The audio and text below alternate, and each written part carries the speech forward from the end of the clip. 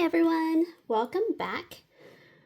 We are continuing with me trying to find my happy brain chemicals here. I went with that name for the channel. I'm playing with the idea. We're playing with the concept. This is kind of a space where I'm coming and then maybe others can, where I'm just working on the things that either bring me peace of mind, like this here, the budgeting, or brings me joy. Things I find soothing, things that make me happy. Now, budgeting is one. It did not start as peace of mind, I'll be honest with you.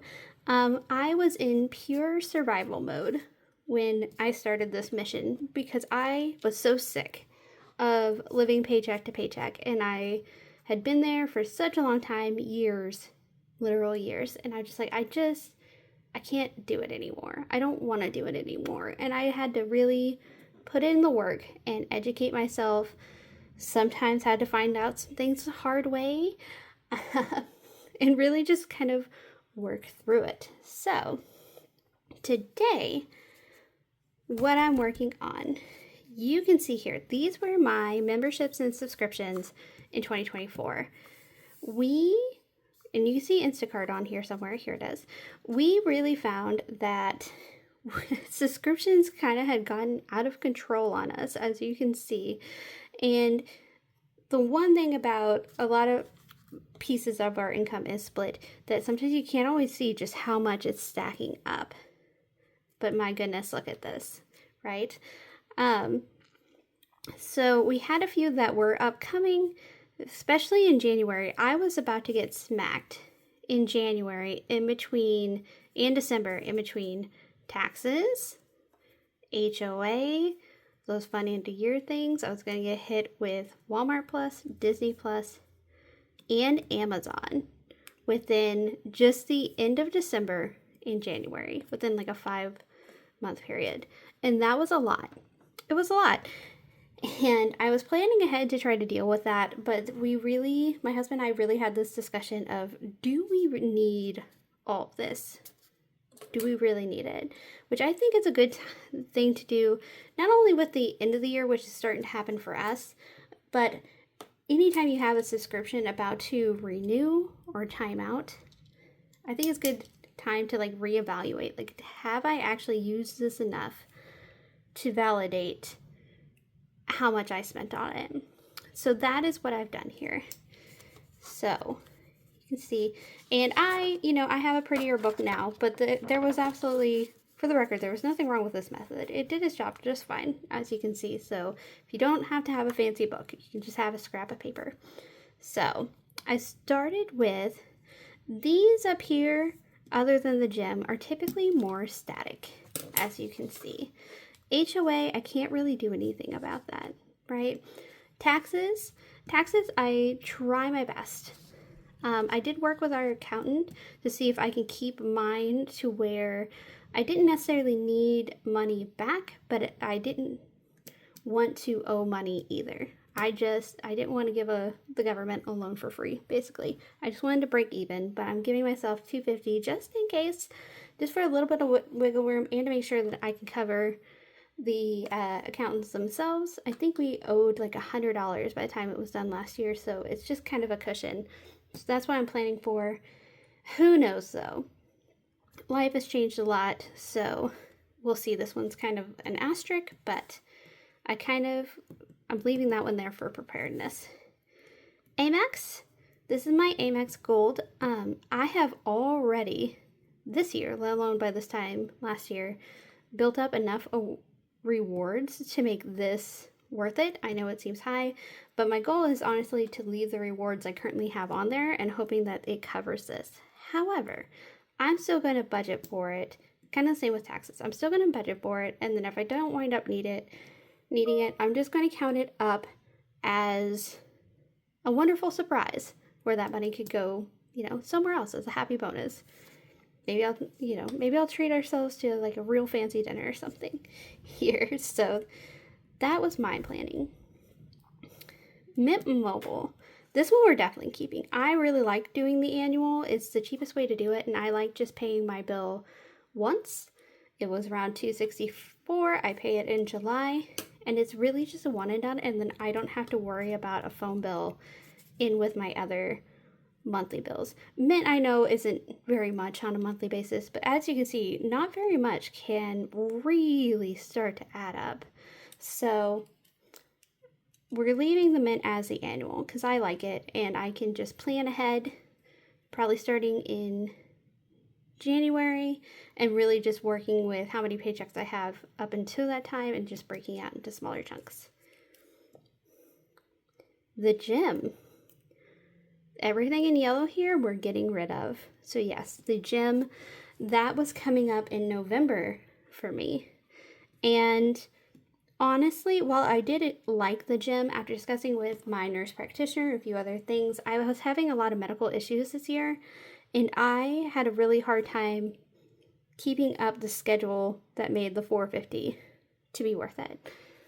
Now, I could have just gone to less classes, etc. But I also have two YouTubers. One is Growing Anna's, and the other one's Move with Nicole, that I really like, and they are free. Also, for I think less than this amount, but I will double check, with especially because this doesn't even include my husband's gym price. This was just mine. And when we did the math, we found, and we had the space for it, where like we could literally invest in some really basic gym equipment and be spending substantially less on this. And we had been consistently working out enough to validate having the gym equipment expense, and we've already covered those, so this is a no-go for 2025. It's gone. We won't be renewing that. Personal property tax. This one always gets me. I don't know why. I think it's because it's due in December, and I don't know what it's going to be. I didn't have personal property taxes last year because I realized that with myself working from home, I was able to not have a car and focus on being on one vehicle, and we paid off my student loans instead. So I didn't have personal property taxes. My husband paid the one on his car, and then anything for our house is kind of built into our mortgage. So we did finally replace that one car this year. So this is kind of a question mark for us. So I'm leaving it blank for now because it will come up.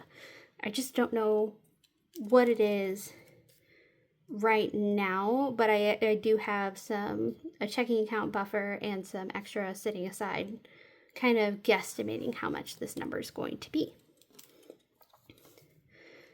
This is the fun part. You see all of these in yellow.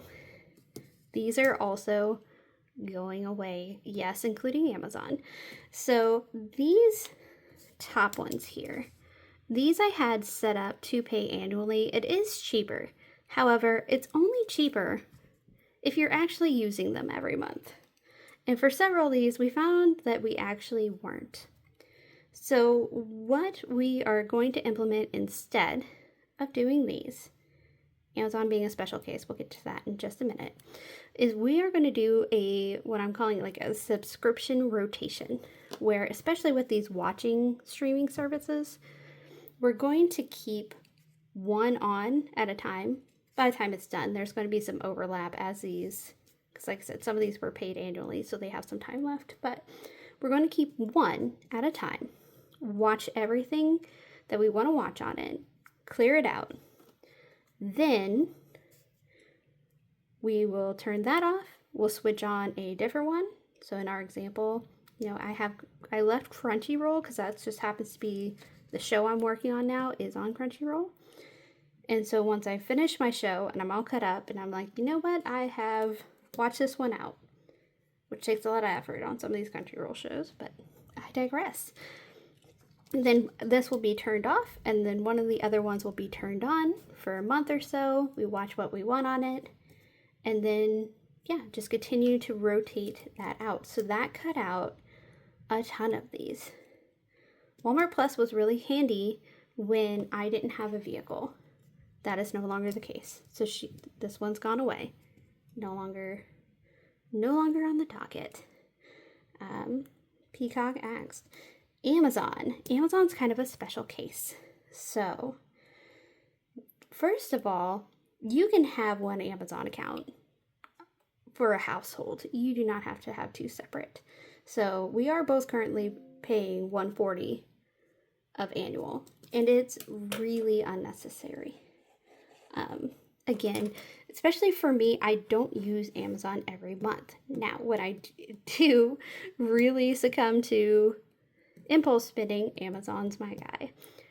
That's always the bad one. It gets me. So what I'm going to be doing, because this was, again, supposed to be hitting at a very bad time for me, I have it set up to where it will actually go on pause after this December 29th. And we'll be just coming off of, again, Christmas and all that. So I'm actually going to make it a challenge for myself in January to go as long as possible without turning this on. We'll see how far I get. So this one's going to be on pause on December 29th. So I'm making it intentionally inconvenient for myself to use it because it's my weakness. And what will happen with that is when I do finally cave and turn it back on, I'll have to go through the work, and then I'll also have to see is if the shipping for whatever thing I convinced myself I needed is actually worth the month of a Prime subscription or not. Or can I just pay less for shipping? It's a possibility. We will see. So that's what I'm going to try with that one. I'm also going to leverage wish lists. I've gotten really good with this, especially to counteract impulse shopping, is my weakness is office supplies. I'm sure you can tell. What I will do is I will put the things that I'm just like, ooh, I would love that on a wish list, and they'll sit there for a set amount of time. And this could be just 24 hours. It could be until your next paycheck. It can be, in this case, I'd really like to see if I can make it a month.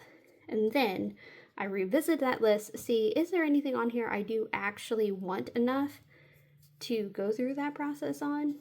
Or was it just me being impulsive and I found something else that will do the job? So that is my project for Amazon down here.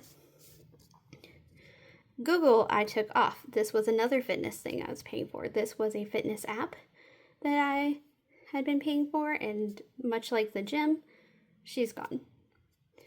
In this day and world of free YouTube, we're just cutting that expense out completely. Microsoft, I turned off. I turned on a little bit to play with Microsoft Office. And I'm going to see about either just buying Office outright, using my husband's copy. I think he has an older one, or just going without it. We'll see if I could just go back without it, because I feel like I could do better than the $7 a month. Instacart we got rid of. This was really, I might have said this already, we really found that this just was not worth it, especially if you're paying your drivers appropriately, which if you are using DoorDash or Instacart or any of these services, you should absolutely make sure you're doing. Same as, like, if you are dining out, you best have it budgeted to tip your server. If you can't afford to tip your server, you cannot afford to dine out. It's like the one good nugget that I actually appreciated from Dave Ramsey. Not much else, but that one I actually agree with. So, Instacart, gone. Crunchyroll, as we mentioned, that's the one I'm going to keep. And then, yeah, Netflix gone. So that takes off, how many? 1, 2, 3, 4, 5, 6, 7, 8, 9 expenses gone. Absolutely gone. And it's beautiful. It makes me so happy. When I math it, unless I mathed it wrong. Nope, that is a lie. That is a lie. So yes, 9 expenses gone. I had to do some adjusting and some quick math. You guys didn't need to sit with me through that. So yes, that's over almost $900 saved just on these. And this, again, these were just the ones in my name. And then monthly, another $46, almost $50 saved just in these. So going into the new year, ta-da! This is going to be our 2025. So we'll still have our HOA, we'll still have taxes, can't do anything about that. Amex 250. Again, my Mint Mobile, that's going to stay. Personal property tax, we don't know. And then we're going to have our subscription rotation, starting with Crunchyroll at only $12 versus the much higher amount we are paying for, $58. So, lots of savings. If you think this is wild, I'm not going to share my husband's amounts on here, but so since I'm covering the show streaming services, he covers Spotify, so he's covering more of the audio. So that's how we're going to split that. And this would be a huge difference. So that's kind of what we're trying for the year. Some tips and tricks. I think I'm really excited about this because I looked, and the cheapest one is, I believe I saw it was actually Peacock, who has a military discount. Do note that I found. So that one we can get for $3 a month. And the highest was Netflix. No shocker. Netflix is, of the ones we usually use, when I looked it up, was the most expensive, coming in around $16 a month. I pay about $15.50 now, but I do think they're about to raise it. So that one's going to be around $16 a month, and they do not have military discount. Do with that info as you will. But that is how we're tackling subscriptions. If you have any other suggestions, please let me know. I am all ears. I love learning new tips and tricks. Or if you just found this helpful, great. We're all in this together. So thank you guys. I will see you in the next one. Bye. Oh.